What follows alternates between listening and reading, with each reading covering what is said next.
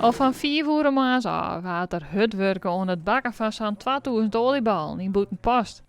En dat komt echt nog heel correct.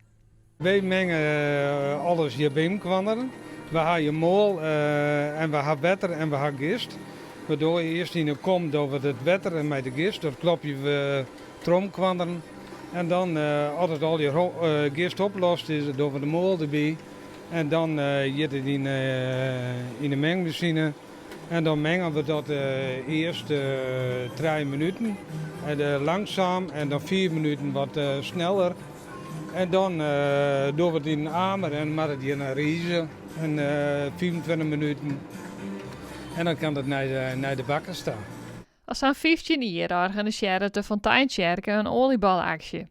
Mensen uit het dorp en de boeten kunnen olieballen bestellen en op Artisdij ophalen. We proberen mensen zo te plannen dat ze altijd voor de huis kunnen. Het liefst hebben we dat ze even blijven. Maar we verkepen hier snert en verkepen hier broodje hamburger voor de mensen die het even hingen blijven willen. Het is een beetje gezelligheid wat we van maken. Ja. De opbrengsten gaan alle jaren naar een oorgoed doel. Dit jaar is dat Stichting Present de Waarden. Nou, Stichting Present die is eigenlijk een plek waar vrijwilligers zich kunnen melden om die vrijwilligerswerk willen doen. Eenmalig voor mensen die deze hulp heel goed kunnen gebruiken. Je kunt denken aan dingen die de meeste mensen kunnen. Opruimen, spullen naar de stort brengen, een tuin snoeien.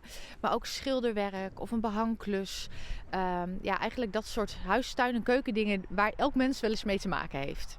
Vaak proberen we wel een goed doel te zoeken die dicht in de buurt is. Een goed doel in 4 landen is echt mooi. Maar dichtbij dat pakt vaak krijgt iets meer. Je ziet ook heel veel mensen in het dorp hier naartoe komen om oliebollen te halen die ze vooraf besteld hebben. En die ook hier even blijven hangen voor een praatje, voor een kop koffie, voor een kop snert. En dat is zo prachtig. Iets van het dorp samen met elkaar. Dus een mooie manier om het eren aan te sluiten. Fantastische manier. Ja, zeker weten.